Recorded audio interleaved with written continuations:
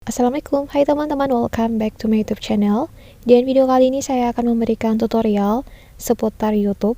Nah, setelah teman-teman gabung di partner YouTube sebagai content creator, kita itu wajib untuk mengisi yang namanya informasi pajak di Google AdSense. Dan jika kalian tidak mengisi informasi pajak secepatnya, maka Google itu akan menggunakan tarif potong pajak hingga 30% dari pendapatan kita di YouTube. Selain itu, pembayaran atau pendapatan kita ditangguhkan atau ditunda jika teman-teman itu belum mengisi informasi pajak. Jadi untuk teman-teman yang YouTuber pemula dan baru bergabung di partner YouTube, kalian jangan lupa untuk mengisi informasi pajak. Nah, untuk cara mengisinya, kalian bisa simak video ini sampai akhir. Namun sebelum kita lanjut ke videonya, jangan lupa tekan tombol subscribe dan nyalakan juga lonceng notifikasinya, teman-teman. Oke teman-teman, untuk pengisian informasi pajak, pertama di sini kita login terlebih dahulu di Google AdSense. Setelah itu teman-teman bisa perhatikan di bagian atas, di situ ada informasi penting. Nah, di sini teman-teman pilih bagian kelola info pajak, atau kalian juga bisa klik bagian pembayaran. Setelah itu kalian bisa pilih setelan, lalu pilih kelola info pajak. Maka tampilannya seperti ini, dan selanjutnya kita pilih bagian tambahkan info pajak. Dan selanjutnya pilih mulai formulir pajak. Nah, di sini teman-teman bisa mulai mengisi informasi pajaknya, mulai dari jenis akun. Untuk jenis akun kita pilih perorangan. Lalu pilih berikutnya. Kemudian apakah Anda warga negara atau penduduk Amerika Serikat? Nah, di sini kita pilih tidak, teman-teman. Oke, setelah itu lanjut berikutnya. Nah, selanjutnya di sini kita pilih jenis formulir pajak. Teman-teman pilih bagian pertama, yaitu W8 band yang ini, teman-teman.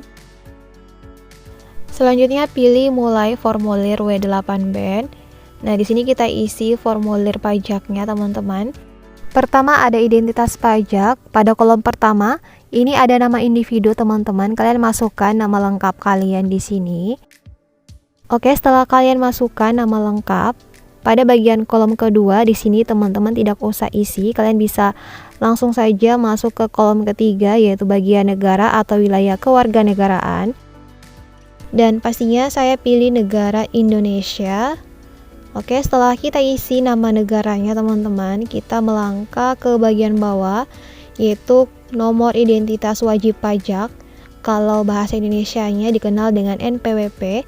Jadi untuk teman-teman mengisi informasi pajak ini, sebaiknya kalian itu menggunakan NPWP. Nah, kita masukkan di bagian kolom TIN asing, teman-teman, yang bagian atas ini.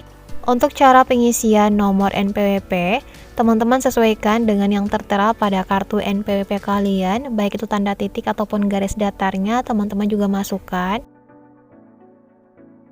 Jadi pada intinya kalian itu sesuaikan saja dengan yang tertera pada kartu NPWP kalian. Oke, setelah kalian isi nomor NPWP-nya, teman-teman pilih berikutnya.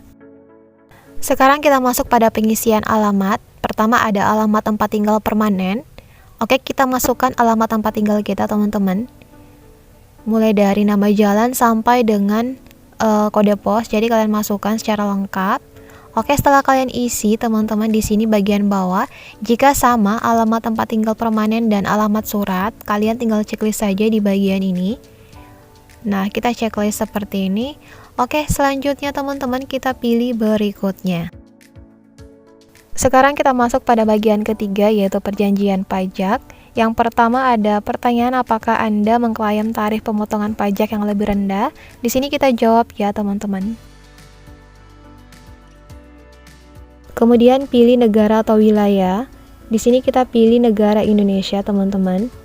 Setelah itu checklist yang bagian atas sebagai penduduk negara atau wilayah yang mengklaim perjanjian dengan Amerika Serikat. Kemudian kita melangkah pada tarif dan ketentuan khusus. Yang pertama ada layanan atau seperti AdSense. Nah, di sini kita checklist. Kemudian pilih pasal dan ayatnya, teman-teman. Nah, di sini pasal dan ayatnya itu pasal 8 ayat 3. Kemudian tarif pemotongan pajaknya kita pilih yang 0%. Jadi kalian pilih yang paling rendah. Setelah itu kita checklist yang bagian bawah ini, teman-teman. Oke, selanjutnya bagian kedua ada royalti film dan TV. Nah, kita checklist lagi. Kemudian kita pilih juga pasal dan ayatnya. Pasal 13 ayat 2. Kemudian tarif pemotongan pajaknya kita cari yang paling rendah, dan yang paling rendah di sini adalah 10%. Kemudian checklist lagi yang bagian bawah yang ini. Oke, selanjutnya kita masuk pada bagian ketiga, yaitu royalti hak cipta lainnya. Di sini kita pilih lagi pasal dan ayatnya, teman-teman.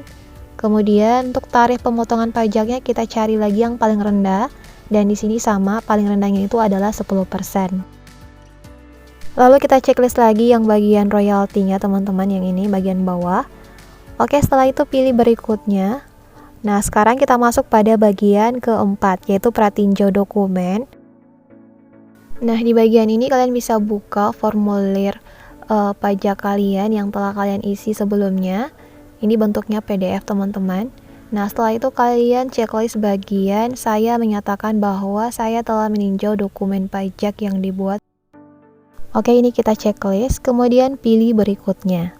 Nah, sekarang kita masuk pada bagian kelima, yaitu sertifikasi. Di sini teman-teman bisa baca informasi yang disampaikan. Setelah kalian baca, kalian bisa scroll ke bawah. Di situ ada tanda tangan Anda.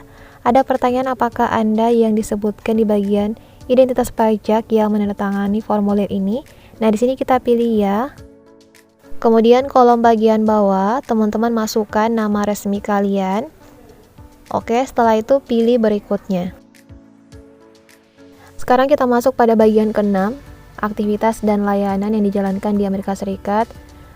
Oke, yang pertama, pernahkah individu yang disebutkan di bagian identitas pajak melakukan aktivitas dan layanan apapun untuk Google di Amerika Serikat? Di sini kita jawab tidak, teman-teman. Kemudian kita checklist bagian ini. Nah, setelah itu kita lanjut pada pernyataan tertulis perubahan status. Apakah Anda memberikan informasi pajak untuk profil pembayaran baru atau yang sudah ada? Nah, untuk kalian yang baru pertama kali mengisi informasi pajak, di sini kalian pilih yang bagian pertama, teman-teman. Yaitu saya memberikan info pajak untuk profil pembayaran baru atau yang sudah ada yang belum menerima pembayaran. Oke, setelah itu pilih berikutnya. Oke, sekarang kita masuk pada bagian ketujuh, yaitu pelaporan pajak. Di sini ada dua pilihan, teman-teman, pengiriman secara elektronik atau terima dokumen melalui surat. Nah, untuk lebih mudahnya, teman-teman pilih saja bagian pertama, yaitu pengiriman secara elektronik. Di sini juga direkomendasikan teman-teman untuk pengirimannya itu secara elektronik, tujuannya agar melindungi informasi pribadi. Kemudian di bagian bawah kalian tinggal checklist saja, teman-teman. Saya menyetujui perjanjian pengiriman tanpa kertas. Setelah itu pilih kirim.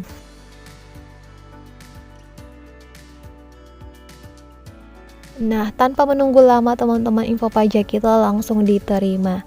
Nah, ini dia, setelah kita diterima, maka informasi pajaknya ada keterangan disetujui seperti ini. Oke, jadi caranya seperti itu, teman-teman, untuk pengisian informasi pajak di Google AdSense. Terima kasih telah menonton video ini sampai akhir, semoga bermanfaat.